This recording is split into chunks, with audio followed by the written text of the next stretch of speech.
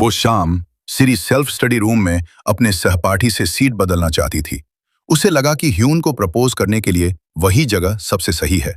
लेकिन उस लड़के ने न सिर्फ मना कर दिया बल्कि उस पर चिल्लाते हुए कहा, क्या तुम्हें लगता है कि वहां कन्फेस करने से वो तुम्हें पसंद करने लगेगा? क्या ह्यून अंधा है?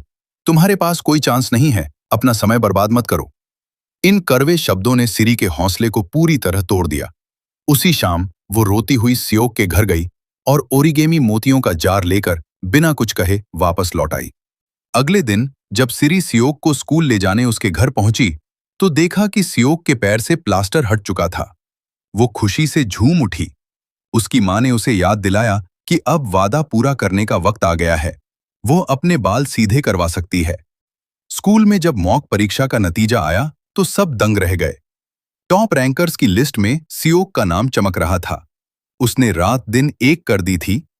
जब सियोक ने खुद उसे अपनी सीट देने का सुझाव दिया ताकि सिरी वहां जाकर पहली बार अपने दिल की बात कह सके, तो सिरी का दिल एक नई उम्मीद और खुशी से भर गया। एक दिन पड़ोस की एक महिला सिरी के घर आती है और उसकी मां को जियांगमी के परिवार के बारे में बताती है, जो एक हेयर सैलून चलाते हैं।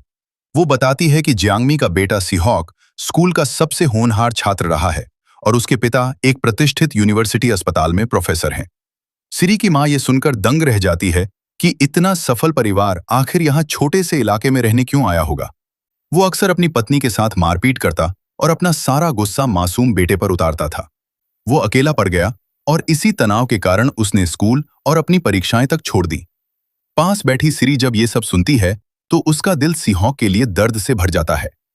अगली सुबह स्कूल में पिकनिक का पोस्टर देखकर सिरी को लगता है कि हयान को प्रपोज करने का यही सही मौका है। वह अभी अपने दोस्तों से इस योजना पर चर्चा ही कर रही होती है कि तभी वहां से हयान गुजरता है। वह हमेशा की तरह सिरी की ओर देखकर हाथ हिलाता है।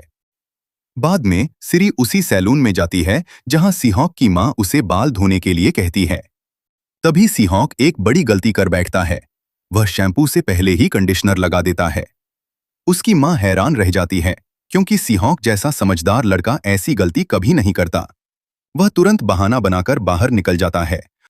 आखिरकार पिकनिक का दिन आता है। जब सिरी बस में चढ़ती है तो उसके सीधे और चमकदार बाल देखकर हर कोई दंग रह जाता है। पीछे बैठा सिहॉक यह सब चुपचाप देखता है और उसका मन उदास हो जाता है। रात के वक्त सब मिलकर सिरी के इजहारे मोहब्बत के लिए एक खास जगह सजाते हैं।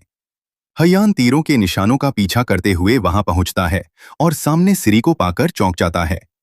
वह सिरी के नए लुक की तारीफ करता है और उस मोती के जार को देखकर खुश होता है। ठीक उसी पल सिरी की नजर दूर खड़े सिहॉक पर पड़ती है। सिहॉक का चेहरा उतरा हुआ है और उसका दिल टूटा हुआ सा लग रहा है।